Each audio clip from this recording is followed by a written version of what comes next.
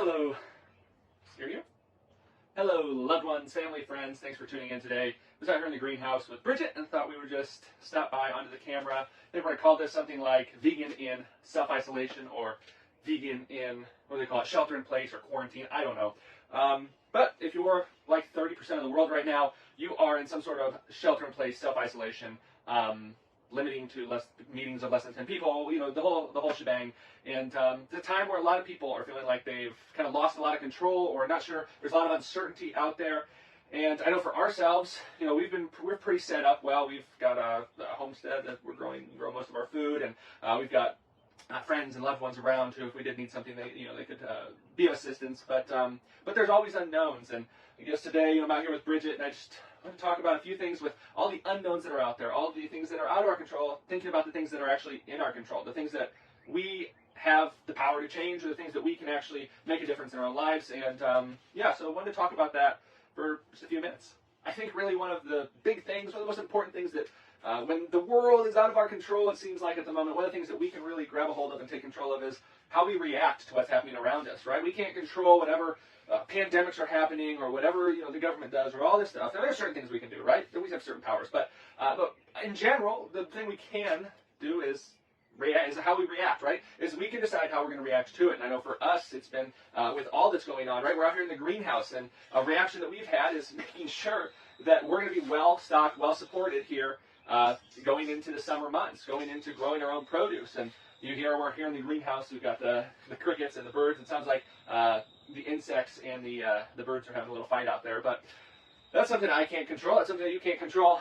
That's something that's actually beneficial, because we do want the bugs and the birds out there, right? The beneficial bugs are eating the unbeneficial bugs, and then the birds are eating, hopefully, the beetles and things that we don't necessarily want around our crops. So we can't control that, but we can control what we're growing, right? I've got tomatoes and peppers and eggplants, and we've got potatoes and beans and oats growing on the farm, and things that are here to sustain us. And that's one of the big things that I think you could take away from whatever's happening, right? Is to say, you know what, if I'm worried about certain food supplies, if I'm worried about, kinks in the supply chain that brings me my breakfast, well, maybe it's time that you start worrying about or start taking that into your own control and saying, you know what, I'm going to start growing my own potatoes, sweet potatoes, oats, whatever that is that you personally enjoy, that you would say, hey, if it were to get taken away from me, I want to be able to grow it myself, so why not start growing it now? So that's a really big one.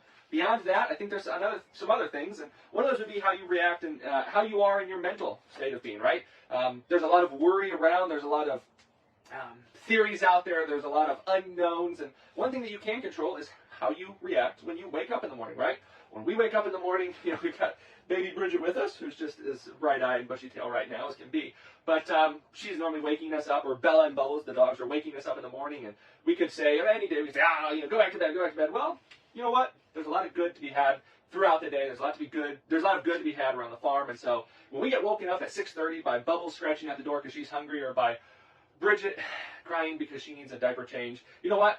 We're normally up, smiling, not every morning, right? We're not always happy, smiling people, but we try to be, and we try to have that attitude as much as possible, because especially with things happening around the world and with the unknowns and the uncontrollables, if the only thing that you can control today, tonight, tomorrow evening, is putting a smile on your face, that makes a huge difference. So, it's not always easy, and there may be, you might know someone that's really dealing with this, that's really combating this. But you know what?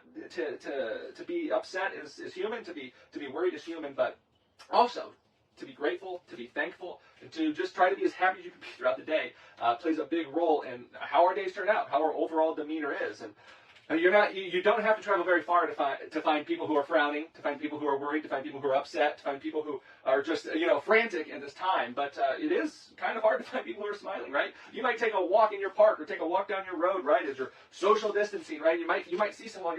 It's gonna be tough to find a lot of people smiling.